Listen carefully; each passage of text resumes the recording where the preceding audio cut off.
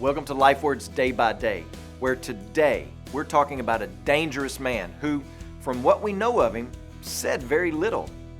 The setting is a dinner party that's being thrown for raising Lazarus from the dead. Jesus did this. And Martha is serving, Mary is pouring out extravagant expressions of worship, and then we have Lazarus. All we really know about Lazarus is that he's Jesus' good friend. We can kind of guess at Martha's personality and at Mary's, but there are not any words on Lazarus' tongue. There's not any actions except that he was frequently around Jesus and he also got sick and died. But listen to this, what the text says.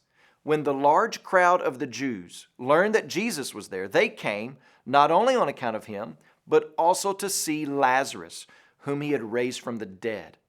So the chief priests made plans to put Lazarus to death as well, because on account of him, many of the Jews were going away and believing in Jesus.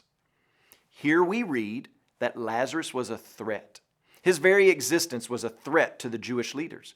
His very existence was testimony and evidence to the greatness of God's goodness brought to him by Jesus.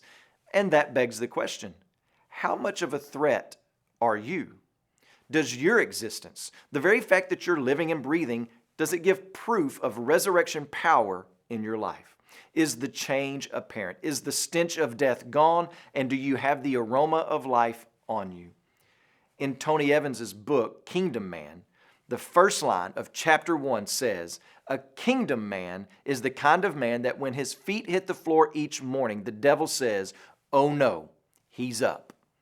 That's what the devil was saying the day Lazarus came back to life. And that's what the Pharisees and chief priests were saying when everyone was buzzing about Jesus raising Lazarus, because then the power and glory of Jesus could not be denied.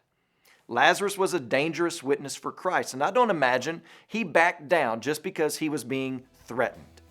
Does the enemy feel threatened by you and your witness?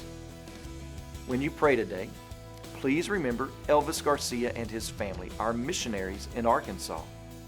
And also remember the Amira Life Word broadcast that's heard in Bolivia and Peru.